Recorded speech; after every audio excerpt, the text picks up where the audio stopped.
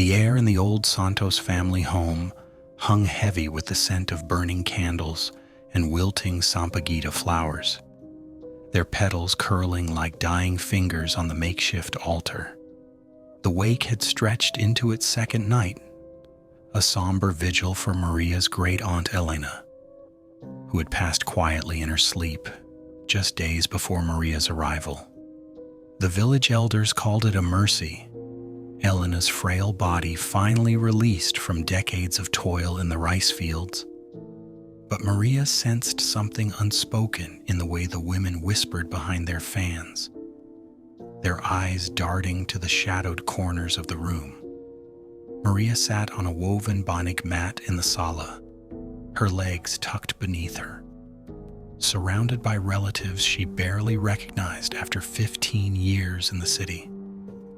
The hum of murmured prayers and the occasional sob filled the space, punctuated by the crackle of the gas lamp that cast flickering shadows on the walls.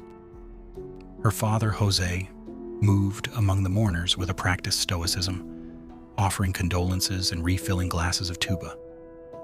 He had aged into a sturdy man, his once dark hair now threaded with gray, his hands calloused from years tending the family's small farm. Maria watched him, feeling the familiar ache of distance. Their conversations since her return had been polite, surface level, as if the years apart had carved an unbridgeable chasm. Across the room, her uncle Ramon, Elena's younger brother, held court among a cluster of older men. His voice, gravelly from too many cigarettes and village tales, rose above the din as he recounted stories from the old days. Maria had always dismissed him as the family storyteller, a harmless eccentric who spun yarns to pass the time. But tonight, with the wake's veil of grief thinning into exhaustion, his words carried a sharper edge. "Ah, you young ones, think the world is all concrete and cell phones," Ramon said, leaning forward on his stool, his eyes gleaming in the lamplight. A few cousins shifted uncomfortably, but the elders nodded, urging him on. "But out here in the dark, the old ones still walk. Remember the Aswang? Not the fairy tales we tell children to keep them from wandering at night. No, the real ones. Back in '78, during the big harvest moon, they came for old Mang Thomas's daughter, dragged her screaming into the banaba tree behind the church. What they left? Well, the dogs wouldn't even touch it." Maria's skin prickled. She had grown up on these stories, diluted versions told in hushed tones to scare her into bed. Aswang, shapeshifters, blood drinkers, harbingers of famine and plague. The folklore painted them as monsters who wore human skins by day, slipping into the night to feast on the unwary. But Ramon's telling was different, raw, laced with details that made the room feel smaller, the shadows deeper. He paused to sip from a bamboo cup, his gaze sweeping the group until it landed on Maria. "You remember, don't you, Maria? You were just a girl when your Lola warned you about the signs. The dogs barking at nothing, the rice wilting in the fields, and the smell, like rotting meat on the wind, even when there's no corpse to be found." She nodded faintly, though the memory was hazy, buried under city life and rational thought. Her grandmother, still alive though bedridden upstairs, had been the keeper of such lore, her bedtime stories a blend of Catholic saints and pagan warnings. Maria forced a smile, not wanting to encourage him. But Ramon leaned closer, his breath sour with tuba. "There was a coven once, right here in this province," he continued, his voice dropping to a conspiratorial whisper that somehow carried to every ear. "Led by a woman they called the matriarch. She wasn't from around here, they said, came from the mountains with eyes like coals and a hunger that could empty a village. They say she turned her own kin, binding them with blood oaths under the blood moon. Folks disappeared during harvest time, their bodies found hollowed out, organs plucked clean like a chicken for adobo. The priest back then, old Father Ruiz, tried to drive them out with holy water and crucifixes, but they got him too. Left his heart on the altar steps as a warning. Auntie Celia, Jose's sister, crossed herself vigorously, muttering a quick tabi tabi po to ward off evil spirits. The room fell quieter, the weight of the tale settling like fog. Maria glanced at her father, expecting him to intervene with a laugh or a dismissal, but he only stared into his glass, his jaw tight. Something flickered in his eyes. Recognition? Fear? And the harvest, Ramon went on undeterred. That's when they thrive. The moon turns red, the veil thins, and they reap what they sow. Not just flesh, mind you, but souls. They need it to stay strong, to pass the curse down the bloodline. If you're marked, will God help you? The hunger starts small, a craving you can't name, but it grows, turns you inside out, until you're one of them. Maria shifted on the mat, a sudden chill crawling up her spine despite the humid night air. The stories felt too close, too vivid, as if Ramon were peeling back layers of the village's polite facade to reveal something festering beneath. She excused herself quietly, slipping out to the veranda for air. The moon hung low, not yet blood red but swollen and watchful, illuminating the yard where the family dog, Bantai, lay chained to his post. The old mutt lifted his head at her approach, tail thumping lazily, his eyes reflecting the light like twin coins. Inside, the prayers resumed, a rhythmic chant that blended with the distant call of cicadas. Maria leaned against the wooden railing, breathing in the earthy scent of the mango tree that overshadowed the house.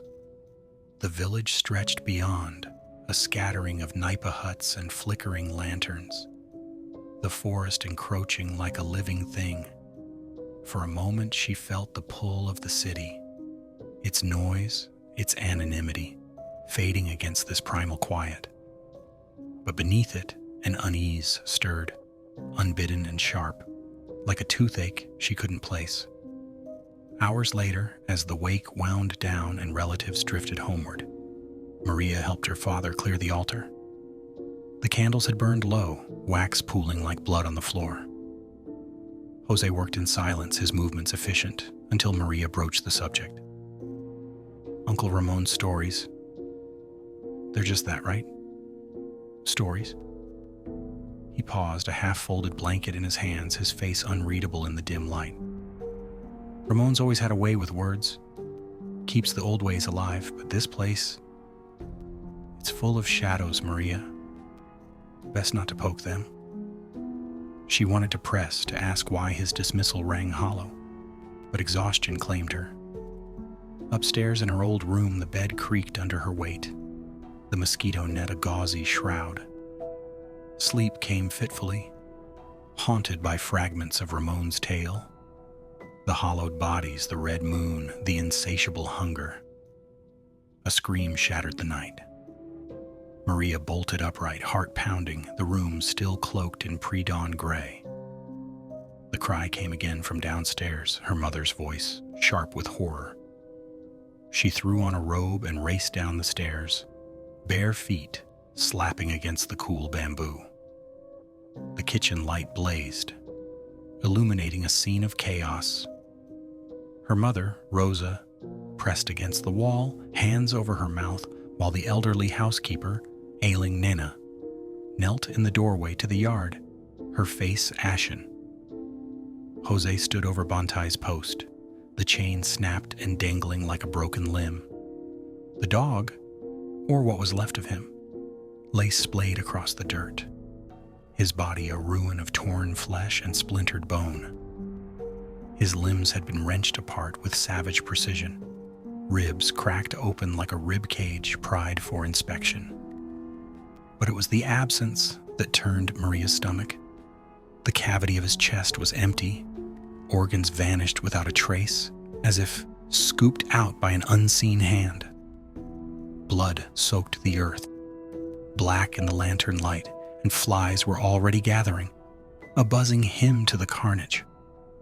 "Wild dogs," Jose said immediately, his voice steady but strained as he turned to Rosa. "Strays from the forest. They get bold this time of year." He knelt, pulling a sackcloth over the remains, but his hands trembled slightly, betraying him. Rosa sobbed, turning away. "Bante was chained. How could—" "Enough," Jose cut in, sharper than intended. We'll bury him at dawn. Go back to bed." Maria stared at the mess, bile rising in her throat. Wild dogs didn't dismember like this. They tore and scattered, not eviscerate with such methodical cruelty. The air carried a faint, coppery tang, mingled with something fouler. Decay, perhaps, or the metallic edge of fear. She thought of Ramon's words, the Aswang's harvest, and a shiver racked her despite the warmth. Aling Nena, who had worked for the family since before Maria was born, rose slowly from her kneel. Her wrinkled face was set in grim determination, her eyes sharp and knowing, flicking toward the forest's edge. Without a word, she shuffled to the kitchen, rummaging in the cabinets. Maria followed, drawn by curiosity and the need for some anchor in the madness. The old woman pulled out bulbs of garlic, coarse sea salt from a clay jar, and lengths of red thread. Her hands, gnarled as roots, worked swiftly, stringing the garlic into necklaces and sprinkling salt in thick lines across the thresholds, doors, windows, even the back gate. She muttered prayers under her breath, a blend of Latin and ancient Visayan incantations, her lips moving like dry leaves. "Aling Nena, what are you doing?" Maria asked softly, though she knew. The charms were straight from the folklore, wards against the Aswang, said to burn their flesh or repel their glamour. Nena didn't look up, tying a knot with finality. "Protection, Anak. The signs are here. The dog, it's the first. They test the barriers before the feast." She pressed a small pouch of salt and garlic into Maria's hand, closing her fingers around it. "Wear this. And don't go out alone at night. The hunger wakes with the moon." Maria's father appeared in the doorway, his face darkening. "Superstitions, Nena. You'll scare the girl." The housekeeper met his gaze unflinchingly. "Superstitions kept us alive when you were a boy, Don Jose. Ignore them if you want, but the old ones don't forget." He waved her off, but the doubt lingered in his eyes as he turned away. Maria clutched the pouch, its weight a talisman against the rising dread. The house felt altered now, its walls less shelter than cage, the night outside pressing in with unseen eyes. As dawn crept over the hills, painting the sky in reluctant pinks, Maria helped bury Banti in the backyard, under the mango tree. The earth was soft, yielding too easily, as if eager to swallow secrets. Her father shoveled in silence, sweat beading on his brow, while Rosa stayed inside, unwilling to witness more. Aling Nena watched from the veranda, her charms now draped like garlands around the house, over doors, woven into the fence. Maria knelt by the fresh mound, tracing the dog's name in the dirt with a stick. The village stirred awake, roosters crowing, children laughing on their way to school, the normalcy a fragile veneer. But as she rose, a faint scent caught her, rotting meat on the breeze, carried from the forest. She glanced back at the house, where her grandmother's window overlooked the yard, the curtain stirring slightly. Was that a shadow moving within? The day unfolded in a haze of chores and subdued conversation. the wake's final rituals pulling the family through. Relatives filtered in again, offering casseroles and prayers, their chatter skirting the night's horror. Uncle Ramon arrived late, his eyes lingering on the yard with a knowing glint. He pulled Maria aside during the noon meal, his voice low. "Saw the dog? Not wild animals, eh? Keep your ears open, Sabrina. The stories aren't done telling themselves." She nodded, the pouch heavy against her chest beneath her blouse. By evening, as the sun dipped low and the cicadas resumed their dirge, Maria felt the isolation deepen. The city had taught her to question, to dismiss the unseen, but here, in the heart of the province, doubt felt like a luxury she could no longer afford. The moon would rise again tonight, fuller, closer to red, and with it, perhaps, the harvest would begin. Upstairs, as she prepared for bed, Maria paused at her grandmother's door. The old woman lay propped on pillows, her skin like parchment, eyes half-lidded but alert. "Come in, Apo," she rasped, as if sensing her presence. Maria entered hesitantly, the room thick with the scent of liniment and incense. "Lola, the stories, Uncle Ramon, and Bante." Her grandmother's hand, veined and cold, reached for hers. "The blood calls, Maria. It's in us all. But some answer sooner than others." The words hung, cryptic and laden, before she turned away, dismissing her with a weary wave. Maria retreated to her room, the pouch clutched tight. Outside, the dogs in the distance began to bark. Not at nothing, but at something's slinking through the shadows. She barred the window, sprinkled salt on the sill, and lay down, the darkness pressing close. Sleep evaded her, replaced by a growing awareness. The village wasn't just mourning the dead. Something ancient was stirring, and she, unwittingly, stood at its threshold.